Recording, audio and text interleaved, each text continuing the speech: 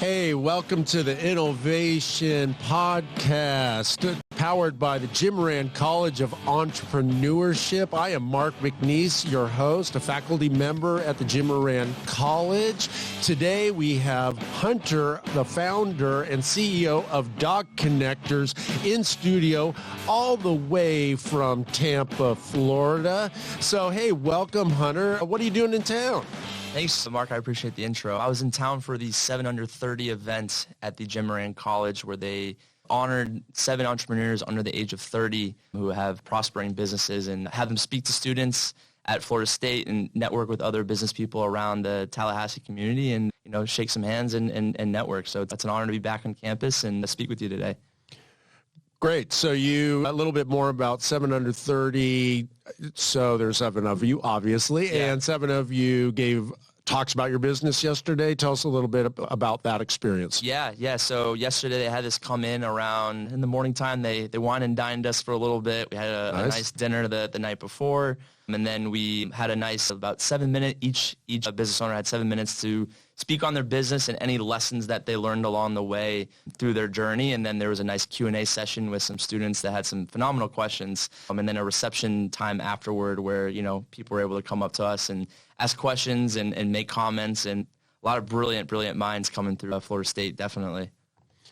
Well, that sounds really cool. I caught the first 2. Unfortunately, I had to leave. I had to go teach a grad class, so I had to duck out a little bit early, and I missed yours. But hey, you're in there. I get my private or my personal set. It will be longer than 7 minutes. We'll go in a little bit more in depth. So, were you a graduate of Moran College or another college at Florida State? I was a part of a different college, although I easily could. You can say the name. I was a political science major here at Florida State, and I actually took an entrepreneurship class my junior year. Okay, who was that? Bob Gardner. Okay, nice. And it was a negotiations class. You played Monopoly. Pretty much, yeah. And it really changed my whole perspective. It was around that time that myself and my now business partner, Austin Bonney, we started DogConnectors. So it was really cool to be in Professor Gardner's class while we were aspiring business owners trying to get this company to come to life. And, probably one of the few classes that I really was front row seat of and really was just trying to pick the brain as much as I could, really finding my passion with entrepreneurship versus kind of being stuck in political science, I felt like at times, during my underclassmen years.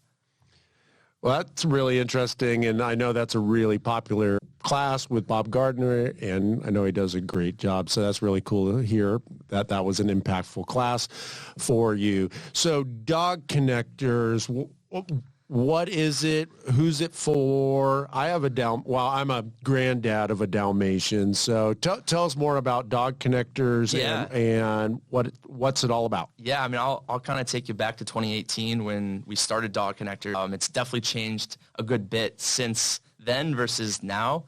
Still within the pet space, as the name says, DogConnectors. About 90% of our clientele over the last 5 years have all been dog brands, but we have worked with some cat brands in the past, some aquatic brands, so really just mainly focused on the pet space. But taking you back to 2018 when I was in Professor Gardner's class, this was when, social media was really starting to pick up and engagement and being an influencer was really key. So in September of 2018, prior to starting DogConnectors, both Austin and I, we were friends. We both were into e-commerce, drop shipping, trying to make something out of nothing, while we were students. And we both realized we came across a tough issue for pretty much all e-commerce brands starting out, and that's getting eyeballs to your brand. So we, instead of trying to build out this big Instagram page or this big following to, sell a pet product, we said, why don't we create a system that will help other pet creators, pet influencers, pet brands to grow their own platform on social media. So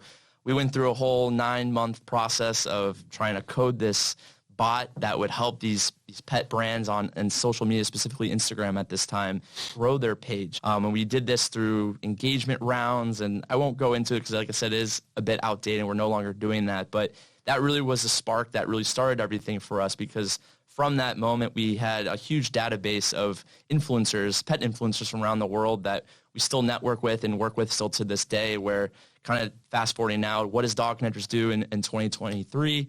We're running the paid ads for pet brands. So on Facebook, Instagram, Google, you name it. You're scrolling on your social media. Maybe you're a granddad or granddog dad, whatever you want to call it. And you're talking about this. You're going to see it on your social media. Oh, there's a new toy that came out. And, these dogs and, their owners are filming content.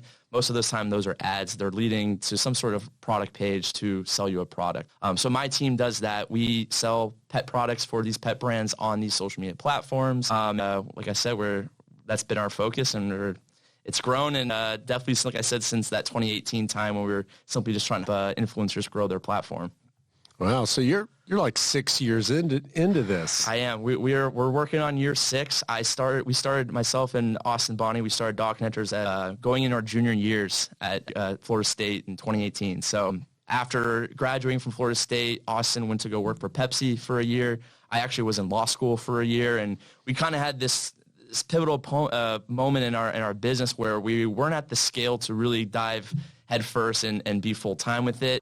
So I was doing full-time law student and DogConnectors at night. Austin was working crazy hours from like 4 a.m. to 3 p.m. and then doing DogConnectors after that as well. So it got to the point after that first year, it's like we were at a point where we really could make that jump, and Austin ended up moving back to Tampa where I'm located now. And since that point, we have 10x business, and our team is now 30 full-time team members, majority of them in North America, and it's definitely been a wild ride. So why did you guys pivot from the dog, like trying to help dog influencers and things like that, to running ads and things like that? Absolutely. So very quickly, what we realized from the influencers was 2 things. Number one, it's very tough to monetize everyday people. It's way easier to sell business people. You have the dog mom across the street that wants to make her golden retriever famous. She's not going to want to spend much money in getting that dog to be that famous. They want to do it all organically.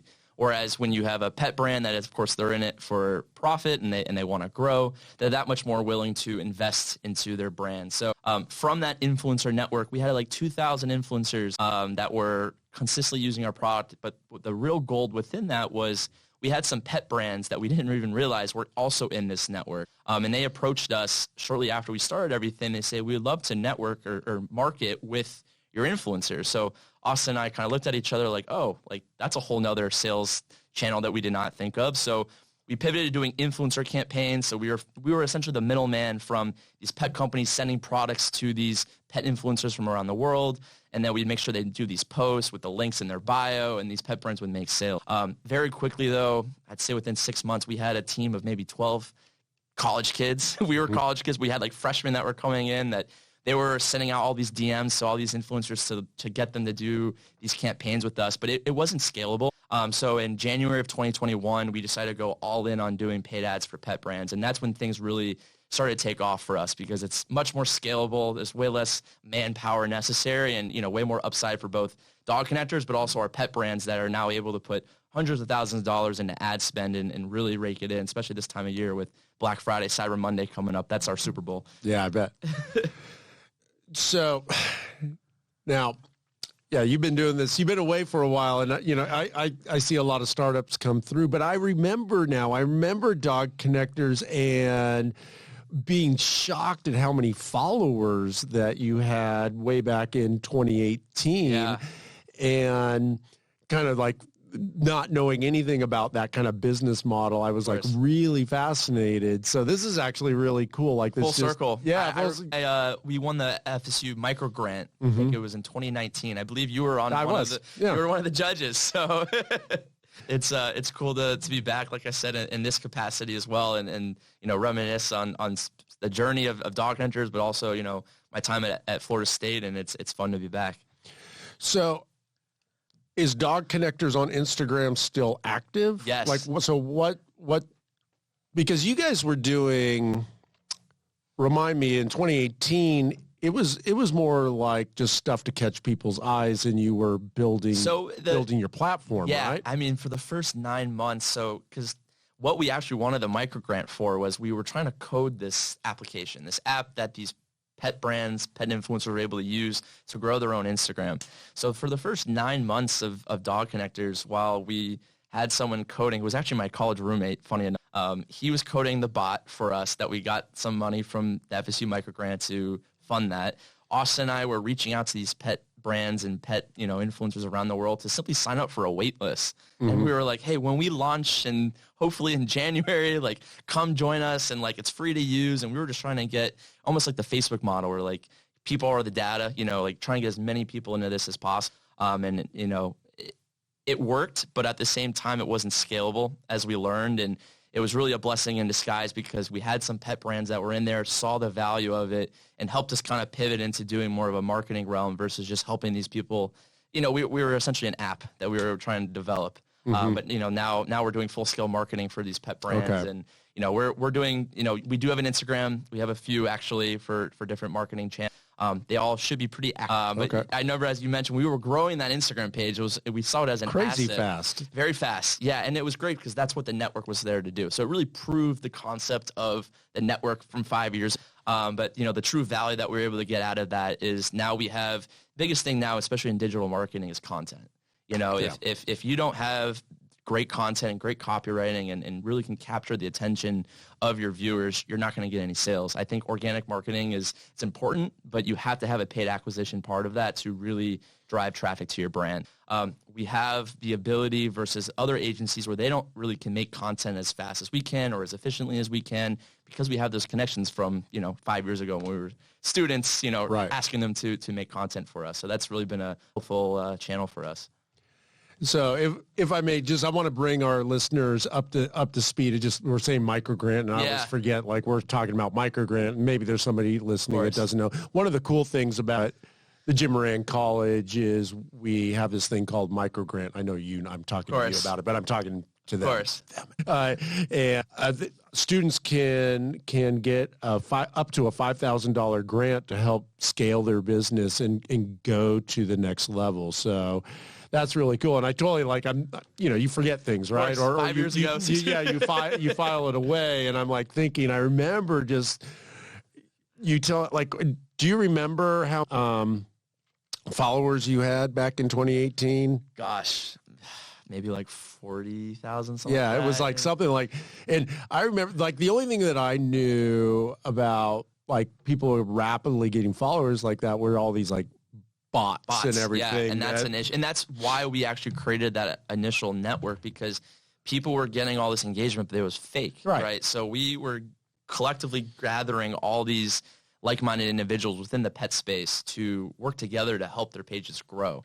So it really was organic, marketing on that standpoint of engagement. But, like I said, moving past that, we saw the scale was in the paid ads versus the influence. But like I said, I wouldn't change it for the world because now we have that relationship with those creators that still make content for us to today. Right. No, that's super cool. Yeah. So I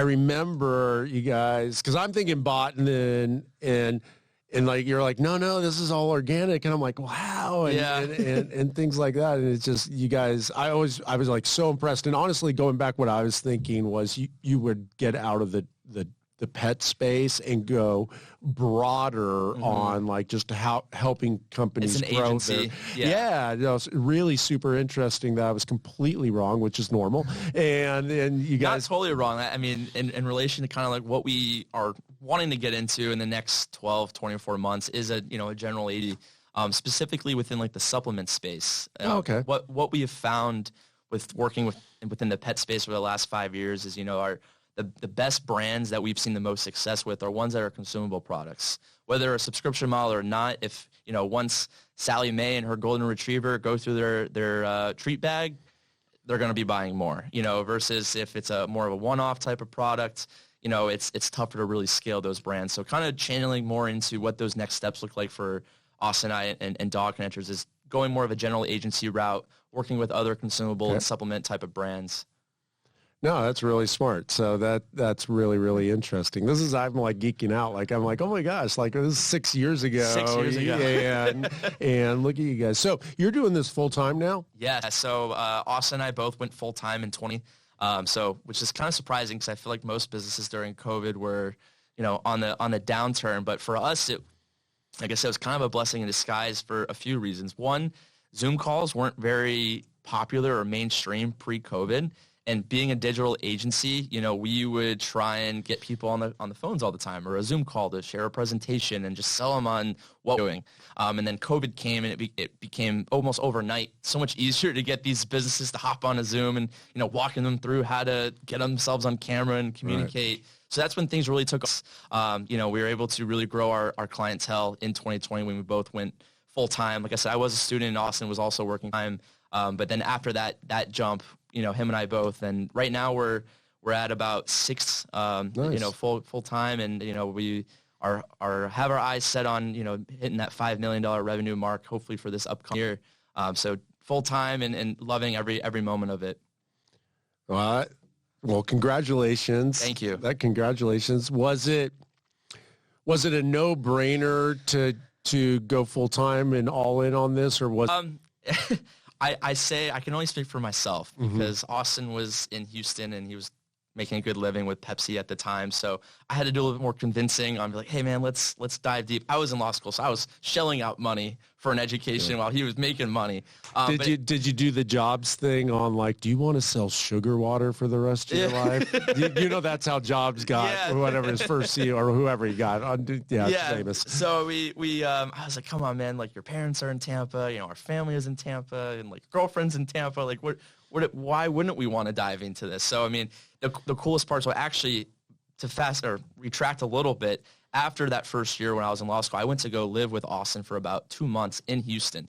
Slept on his couch. He was still working. I was already deemed for DogConnectors, and we were just working around the clock. And we actually tripled our business during that 2-month span than the last 12 months before. So It was at that point where we're like, okay, we're on to something. If we both put our full-time effort into this, we're going to be able to.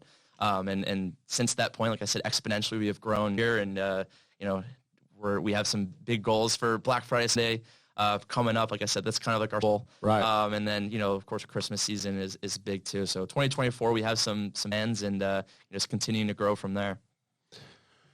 Well, congratulations, and a lot of people have dreams, but they don't do it because it's scary, right? It's super scary, and you did it. You slept on the couch, and in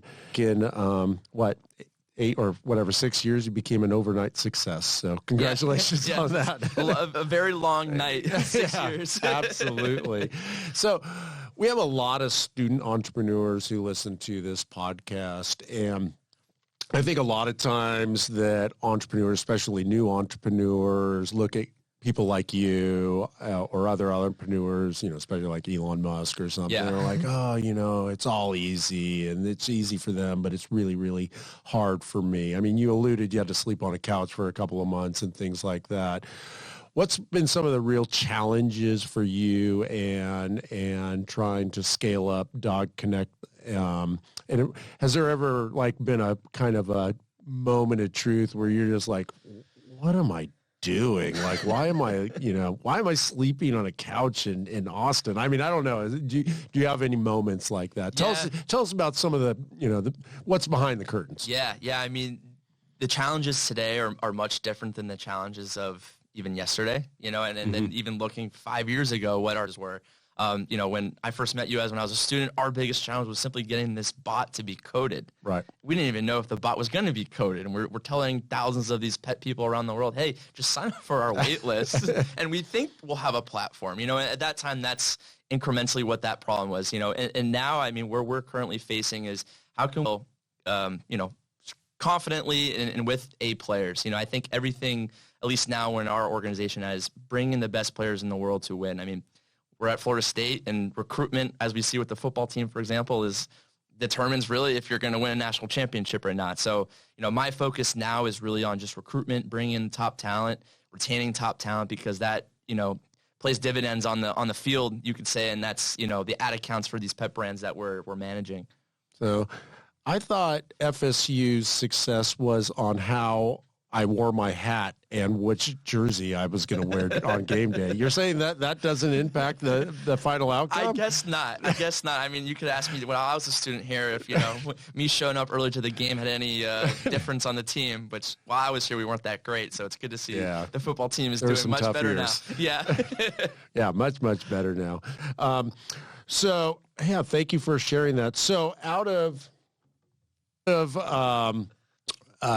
like in your scaling and everything, like you were talking a little bit about going wider and becoming a more full agency and things like that.